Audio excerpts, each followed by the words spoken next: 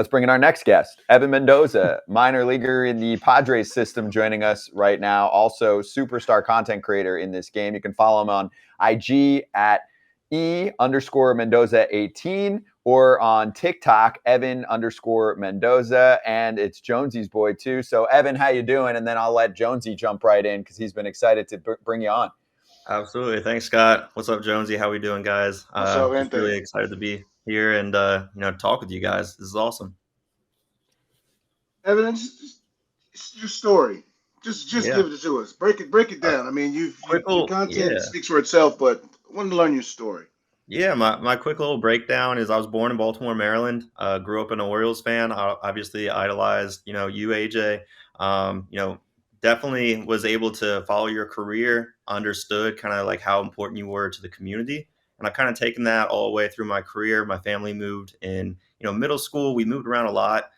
Finally kind of settled down in Sarasota, Florida. So right in the backyard of Ed Smith, went to a lot of spring training games and watched, the O's play. And then went to NC State, played there for 3 years. My freshman year, I was actually a pitcher. And then I transitioned over to be a third baseman and got drafted by the Cardinals in 2017.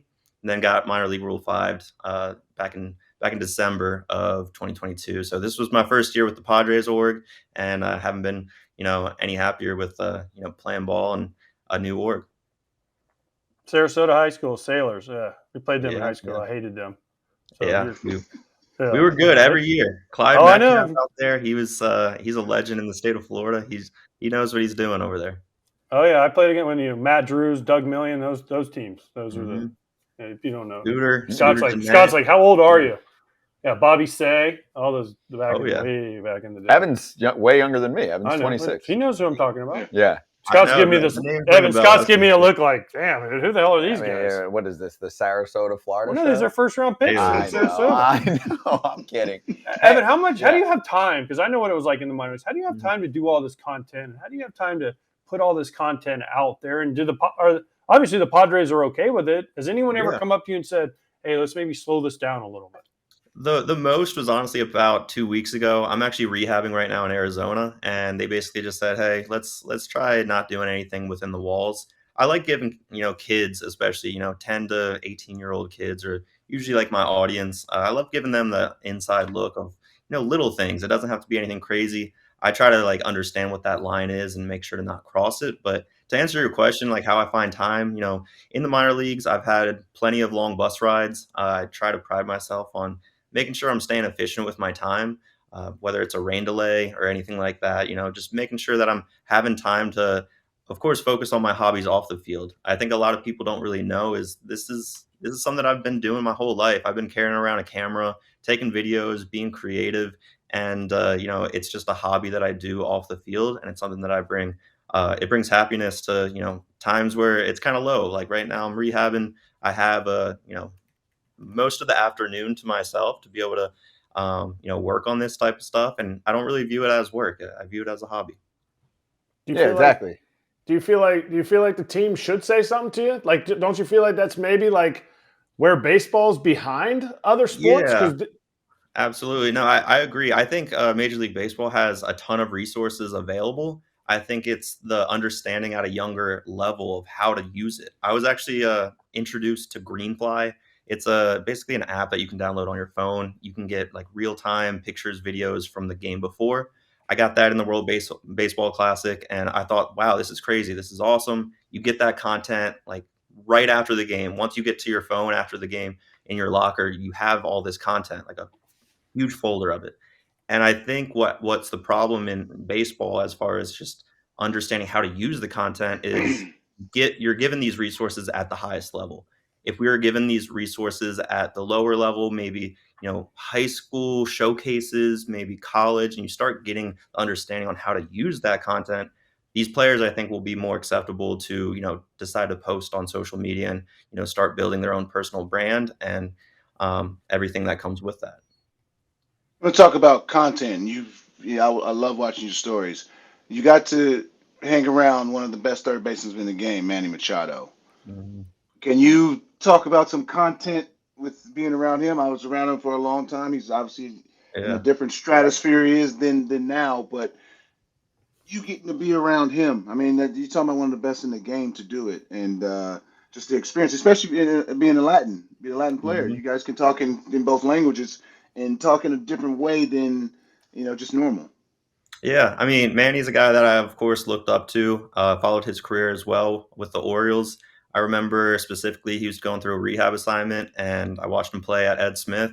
Had an opportunity when I was like 13 years old to ask him.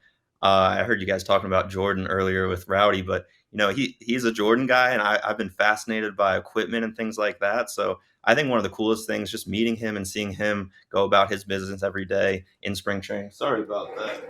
I'm gonna Pay get the Hey, bill, angry. man. It's like those motion lights. Sorry about that. they really don't want you to do anything besides rehab, huh? Exactly. No. Today's like a late day anyway, so we're chill. But no, just seeing his like equipment up close and personal, that was something that was really cool. But of course, just like how he went about it in spring training, very very calm, very focused on everything that he was doing. Especially like his at bats, you could just tell he took control of the game and slowed it down. So I loved watching him play. I still love watching him play, and hopefully his hands getting better. I know he got hit maybe like a Yeah, week. he should be Eh, back soon. Yeah. I'm Yeah, you hoping know for the him. best. He's a super healer. He does not Yeah. like to miss time. And last year, remember, he had Hmm. the injury, and most dudes would have been out for a while. I don't even know if he went on the IL for it last year, right? No, Remember what I'm talking about? What missed was it? His 7 for knee, his ankle. His His ankle. his ankle. ankle, his ankle. Yeah, Yeah, he missed like a week, and then he came back, and it was like this big, and he was that's why the he. DH is great. Agreed. Yeah. So I want to jump on what you were talking about earlier. Yeah, it's your hobby, just like many ball players nowadays will play hours of video games, and you're essentially going on technology and using it to cut content. And I know you can do it really quickly as well, and you'll even show people some of the new things that you learn. So I wanted to know how this can be utilized in life, right? So there's life after baseball. What do you want to do? Because we met through another business that Yeah, you were involved in as well. So absolutely. give people the lowdown of how you're always thinking about what's next and having ancillary opportunities. Yeah, I think, of course, life after baseball is something that you, of course, have to think about as an athlete, whatever sport you're playing with. There's going to be that career after baseball, and I think that's something that when you're young, you kind of just put all your eggs in one basket. There's no doubt about it. My number one priority right now is to make it to the big leagues, play as long as I possibly can, and enjoy my time, being young while I can do it. But I think getting hurt was that time for me. It was 2019. I was in AAA. I was 6 games into AAA, and I broke my wrist. Three months later, the doctor cleared me. I broke my wrist again, and that's when I really told myself, I was like, man, I just sat around for the first 3 months of rehab, really not doing much. I got cleared, and then once I broke it again, I was like, okay, we need to do something. I'm an athlete. This is my career. It could go away like that. It there's no way about it, other than it can happen quick. You can get hurt. Anything can really happen. So I started thinking outside of the box. I started giving lessons to like start doing camps. I think that's a pretty common path that a lot of players do. But then I started realizing if I wanted to promote camps, promote lessons, I have to have somewhat of a social media following. And I think it was back in 2020 is when I really started during COVID, had a lot of time on my hands and decided to, I always say, you either won COVID or the pandemic, quarantine, whatever you want to call it. You either won it or you lost it. And that's when I really doubled down on doing social media, creating a following, and uh, it's been a blessing. It really has. I don't know a time. I'm gonna go back to baseball question here. What is Colombian Winter League like? Because I know you played for WBC. I Mhm. mean, Venezuela, I played in the Dominican. I know a lot of guys play in Mexico and Puerto Rico. What's the Colombian Winter League like?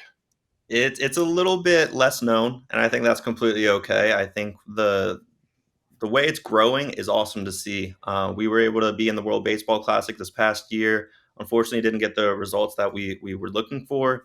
But honestly, it's way deeper than just baseball. I was able to this past winter play just basically for the playoffs. I think that was an awesome way to be able to go about it. But the most important thing was I was able to bring my dad back to Colombia. That's where he was born. That's where he still has a lot of family. And just being able to see him in his hometown. I think that was just such an awesome thing that baseball has been able to bring not only me but my family, my dad.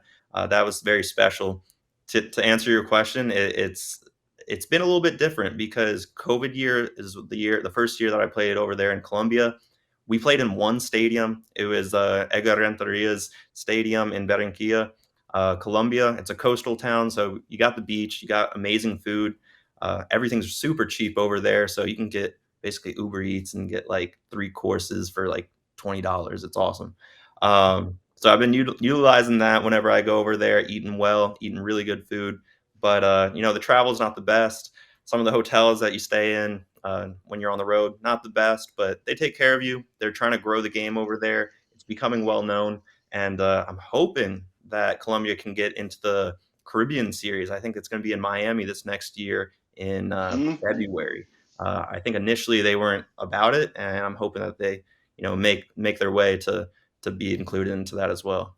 They've got a great fan base too. I mean, when I called WBC games in 2017, the Yeah. Colombian crowd was awesome. I mean, Yeah. they brought a big crowd. They were very vocal. Obviously, they were sneaky good back then too, like kind of making a name for themselves as a country in that tournament. So I wanted to ask you about, you touched on for a moment the camps. So tell me about, I know you've got one that you're running, right, in June in Yeah, Phoenix coming for a soon. couple So days. yeah, I mean, it was awesome to be able to work it out. There's actually a indoor facility basically on the same plot of land as our spring training facility here in Peoria, and I'm living just down the road, so it just all made sense. And it's just something that I feel that it's my responsibility to connect with the community. Honestly, I learned that from you, AJ. I It appreciate be that. able the I remember seeing the Ravens tailgate that you used to do. That was the Yeah. thing that I was like, man, he's including football. He's including the whole city of Baltimore, and he's doing something good with his platform. So like doing hmm seeing stuff like that. Of course, I like doing things that are educational for the kids to be able to understand what pro baseball is like. What are some drills that could possibly get them to where I'm at or where you guys have been. That I think is a really awesome feeling that I want to be able to give out as much as possible. And then honestly, when I was doing rehab, I started really loving the understanding of coaching. I've always heard the phrase like, if you want to better understand something, teach it. So I think that's honestly helped me and given me that sense of confidence of what I'm doing and how I play the game. That's amazing, man. That's amazing. That's my message to Baltimore was always, it's Baltimore helping Baltimore. It's easy. I got a lot of friends with money. Hey, can you give me X amount of dollars for this and this and this? AJ, you know that. Kratzy, like we don't want that. We want the city to represent the city. And I appreciate you saying that because that was always my message, man. And to me, it was bigger than sports. It was more education because my wife's a lawyer. Her family's all lawyers, all in Baltimore. Big education, private schools. Was it Roland Park and Gilman alums? Hmm. So education was always important to my better halves. And we have kids. It's obviously education, education. Me, I'm a I'm a city slicker. So it's like, Hmm. hey, where can I get the next buck? So it turned into obviously athletics is the reason why I made money. The chances of being a professional baseball player or a professional athlete are very slim, but to be able to be involved with the game in some capacity and get the education side, that is invaluable. So I appreciate you saying that. Yeah, I got a question for you though. Like, what's the most proudful moment that you've had off of the field during your playing career, or even after the playing career? It's a good one. I mean, I think when it's part of the charitable stuff is seeing kids graduate, seeing them go through it. We've started funds in Baltimore, and we've had kids go to school, and they've actually completed it. Opposed to you go to school for a year, somebody's paying for it, somebody's helping you out. It's like I don't care, I ain't got to really follow through with this. If I miss class, whatever. But when they actually follow through with it, actually graduate, like because that's out of my hands. That means that somebody actually took someone else's money and used it in the best way they possibly could to better their future. That's an investment. I invested in some kids' future and they produce. So off the field, that is, when it comes to the charitable part, that right there is there's nothing that can come with that. Yeah, Evan, I got definitely. one fan question for you. Yeah. Nathan in here said earlier, he's like, I'm here for the Evan Mendoza interview. And he Hmm. said, question, advice for young content creators trying to replicate what you do. And I know you touched on this a little bit, but also, I mean, hey, let's be real. You have more of a following than probably almost any minor leaguer, even the Ellie De La Cruz, Jackson Churio types of talent, and many major leaguers as well. So it's a different way for you to connect with your audience. Yeah. So I think trial and error. I think that's the most important thing. Whatever profession, whatever career you go down, you're not a professional from day one. You start learning from somewhere, and you can, of course, go back way back to the first ever videos I posted on TikTok, where I was really just experimenting. I had no clue what I was doing, but over time, you'll be rewarded by the editing process, the script that you might write, just the authentic storytelling that you might be able to do. So there's definitely different avenues. For me personally, I think the thing that I wish I learned sooner was understand my why, understand why I'm doing it. If you are able to do that from day one, I think you're not going to ever get burnt out. You're going to always understand why you're doing it. Helping out kids, helping them, excel, reach that next level, get better at baseball. Of course, the social media side of things could help you even get a college commitment. And nowadays, I think Twitter is a big one for, getting committed. I don't really use Twitter too much. But anyway, you're able to reach so many people. So trial and error. Understand that you're going to fail. There's a lot of failure in baseball, so there's no, don't think overthink it too much. Just click post and try it out and see what happens. Love that. Awesome, man. Hey, AJ's a creator every day now. Kratzy is. Kratzy, too much. Different. Kratzy's got a TikTok with 2.2 million views or something like that on it, just telling a story. That's awesome. Yeah. So I think the cool thing is we're all baseball players here. It's for me to come up here. Whoa! Stop. Sorry, Scott. Sorry, Scott. No, I like to remove myself from this we conversation. We get the game. Either way, it's like if I came up here and said, "Hey, everyone needs to do social media," I think that would just come off so wrong. Of course, that's like asking everyone in this room to be a rapper. Obviously, it's a creative space that you have to be in. And at the end of the day, we play baseball, we talk baseball, we're baseball people. And for me to say, Jonesy, you have to do social media, the content has to be perfect. No, that's not the way it has to be. You, of course, focus on baseball as your priority. That's your career. I think it's just essential to dive in, invest maybe a little bit of money to have an editor or to have someone help you in that process. That way you can have a presence leading up. Of course, if we're using the baseball example, if you're grinding through the minor leagues, hopefully that day when you do make that debut, you're already going to have that fan base waiting for you, cheering you on, also following your journey. I think that's the cool part about it. I love that. Hey, Evan, great catching up with you, man. We appreciate it. And keep doing your thing, all right? Thanks, Scott. Thanks, guys. I really Good luck appreciate soon, it. brother. Take care. Yes.